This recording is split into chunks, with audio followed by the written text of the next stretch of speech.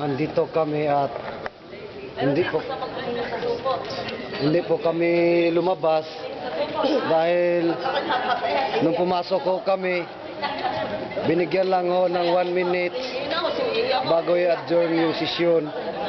Hindi ho namin alam kung ano yung pinag-usapan. Kaya gusto nila kaming ipalabas, saka hindi ho kami pumayag dahil hindi ho kami kontento sa naganap na balita. Dahil binigyan lang ng 6 months, siguro konsiderasyon lang ho yun sa nag-hunger strike. At saka yung naganap na naging desisyon nila, hindi ho yung tama dahil wala po doon ang LAD, yung LAD acquisition and distribution. At saka para na naman ho na inuunti-unti nilang pinapatay yung mga magsasaka. Dahil ho yung gusto namin mangyari, kung magkaroon man ng carp extension, sana 5 taon o hanggang sa 10 taon. Yun nga ho ang gusto namin. Kaya ho kami hindi lumabas, kaya nandirito kami.